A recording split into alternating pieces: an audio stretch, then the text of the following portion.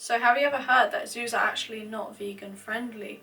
And I know there's some non-vegans and actually some vegans as well that do not know that zoos are not vegan friendly. Point number one. So the main point, if you were to take one thing from this video, is that zoos are not vegan because they profit off of the exploitation of animals. So as you might know or might not, they are involved in breeding animals, and this is done all for the pleasure of humans coming to visit, making revenue off of them. Point number two, but isn't breeding animals good to decrease the risk of extinction? Well, if you really care about species extinction, you would automatically be vegan, because veganism is the single biggest thing you can do to reduce the risk of extinction. And if you did so, we wouldn't be in a 6th mass extinction right now. Point number three, zoos deprive animals of their natural habitat, and that's important. So just like food animals, zoo animals are forced to live in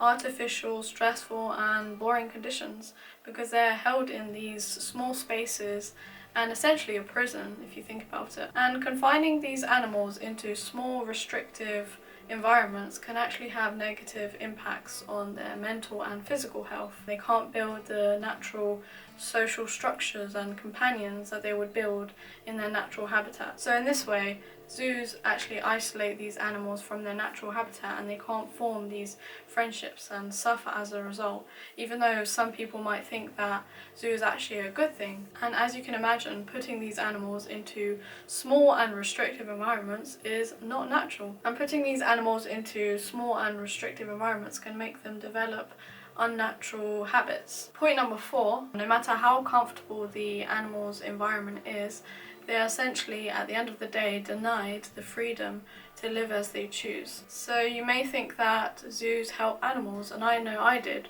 before going vegan.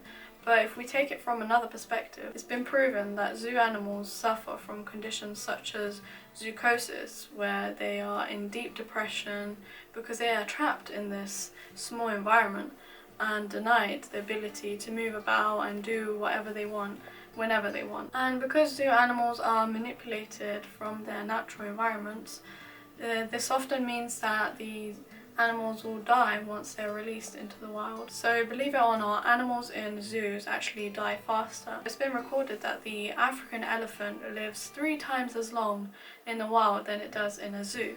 And especially carnivores like lions and tigers, when they're released into the wild, they actually die because they are manipulated of their environments. They are trained that the human is their mother or parent that brings the food, and when these animals are released, they obviously know nothing more than humans bringing them food, and as a result they die because they can't find the food to survive. Point number 5, put yourself in the captive animal's shoes and see for yourself, would you like to be trapped in a metal cage? And I know it's very easy to disregard my points until you actually put yourself in the animal's position.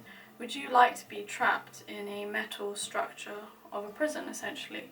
Would you like to not be able to form friendships?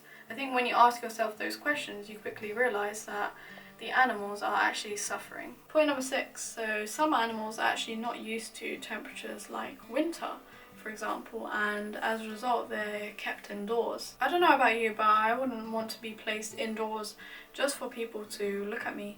I mean, the animals don't even know what indoors is, and they are denied their freedom. They've only known the outdoors and living as they choose, living with freedom. Just like we as humans have the freedom to choose what we want to do whenever we want to do it. So whether it's going for a walk or going to eat, I mean, these animals are denied their rights. These animals are denied these rights. They don't have the same rights, and that's why I think it's important that we all fight for these rights so that zoo animals can be not held in captivity anymore. So point number 7 I think is an important point, because these animals in zoos are forced to live together with animals that they've not even come close to in their natural habitat. So just like the origin of this pandemic, wet markets are filled with animals that are not supposed to be living together, such as like turtles, snakes, you can find bats, pangolins and all this. They're all crammed into metal cages, and hence the spread of disease. So just like zoo animals. They are not meant to be crammed with animals that you wouldn't find in their natural habitat. Point number 8, you might say that animals in zoos actually live longer. On the one hand, that is kind of true to a certain extent, as the animal won't be exposed to its predators and won't be eaten up.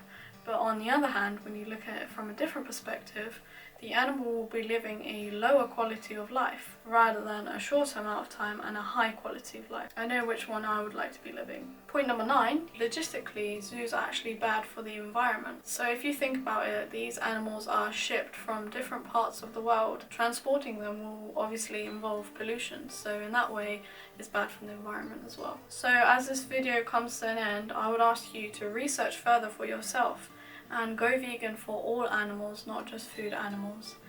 And there's also actually a great documentary called Zoocosis if you want to look at it on YouTube.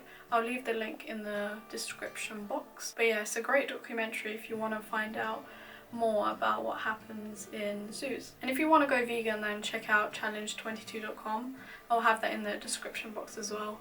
But yeah, it's great for starting out and going vegan. So thank you for watching this video. Make sure to subscribe, like and comment, do all those things to make sure this message reaches more people. And remember that one by one we can make a difference, because approximately 175 million people attend zoos, and one person not attending a zoo means a lot for the animal.